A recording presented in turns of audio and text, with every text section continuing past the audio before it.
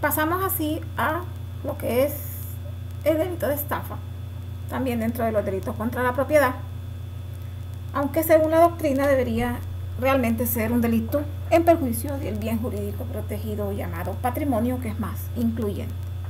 La estafa se sustenta a través del engaño, que es su principal elemento, y es con la finalidad de un provecho, pero no un provecho lícito, sino uno ilícito, que la víctima proporciona, pero motivada, falseada, engañada en su consentimiento, lo que además le trae un perjuicio patrimonial. Los requisitos para poder decir que existe un delito de estafa son 5: que existe engaño, que es el núcleo principal de la estafa. Sin este engaño no podría darse este delito. La inducción o mantenimiento del error en la víctima, obtención de un provecho ilícito y un perjuicio de la víctima, y asimismo se considera un delito contra el patrimonio. En el artículo 240 de nuestro Código Penal actual se configura lo que son los delitos de estafa y se dan diferentes modalidades, no todas deben cumplirse, son diferentes formas, modalidades de estafa, ya sea a través de un falso título o de un nombre supuesto, una influencia o calidad simulada en la mercancía, abusando de confianzas, fingiéndose dueño de bienes, vendiéndole lo que no es suyo, o negociando por empresas que no le pertenecen, ya sea cualquiera de estos artificios, astucias o engaños que llevan o inducen a error a una víctima y lo defraudan, ya sea en provecho propio o de una tercera persona. Esto es lo que configura un delito de estafa, que debe ser considerado un delito contra un patrimonio, y se diferencia de los delitos contra la propiedad propiamente dichos, como el hurto, robo y la apropiación indebida, precisamente en que es contra un patrimonio específico, y además la estafa se entregan cosas muebles o cosas inmuebles, y en los delitos de robo y de hurto se habla de cosa mueble, nada más. Las características: bien jurídico protegido, patrimonio. El patrimonio entendido más allá de la propiedad, diferenciándolo de hurto y robo, y este recaimiento sobre bienes muebles o bienes inmuebles. En el caso de los delitos contra la propiedad propiamente dicho, solo hablamos de cosas muebles como vehículos, ganado mayor o menor, o cosas materiales o inmateriales que puedan desplazarse de un lugar a otro, a diferencia de la estafa, que puede incluir asimismo bienes inmuebles. Cuando hablamos de estafa, como su concepto lo dice, hablamos de un ardid, de un engaño que induce a la víctima a un error. Encontramos por eso interesante que tener en cuenta lo que es un ardid, lo que es un engaño. El ardid es un artificio, medio empleado, una treta, una astucia para simular un hecho falso o disimular uno verdadero. Y el engaño es esa falta a la verdad en la que se dice, se piensa o se hace creer, es dar a una mentira apariencia de verdad, y esta mentira acompañarla de actos exteriores que llevan a un error.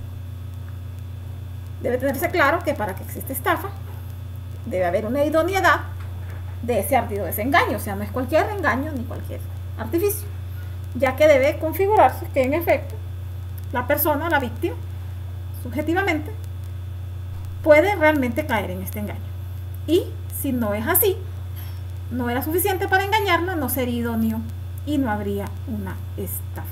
En juicio oral y público, para poder probar que existe en realidad un delito de estafa, hay que tomar en cuenta que hay que probar que este engaño fue suficiente, en el sentido de probar que, según la educación y las condiciones personales muy particulares de la víctima no podía haber podido entender que eso no era como se lo estaban planteando.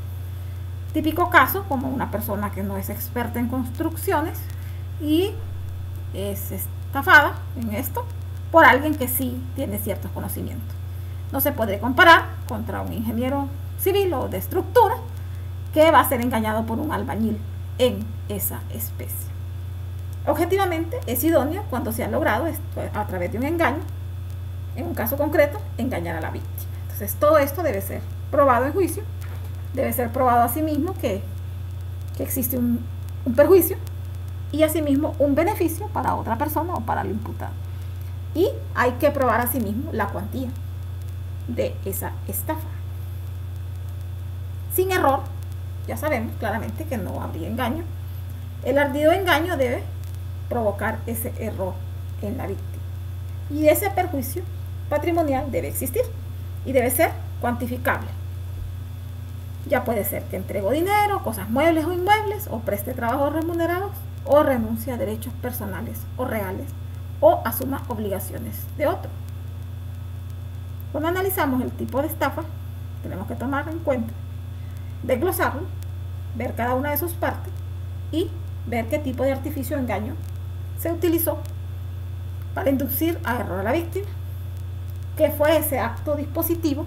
Cuando hablamos de acto dispositivo vemos el Código Civil, que hablamos de cuando la víctima se despoja de algo que le pertenece y que ese acto dispositivo de la víctima de entregar de forma voluntaria pero viciada ese bien que le pertenece le cause un perjuicio patrimonial y asimismo un provecho injusto a otra persona, y además establecer esa relación de causalidad entre ese engaño o error, ese acto dispositivo y ese perjuicio patrimonial. Así es como llegaremos a obtener una sentencia condenatoria en un caso como estos.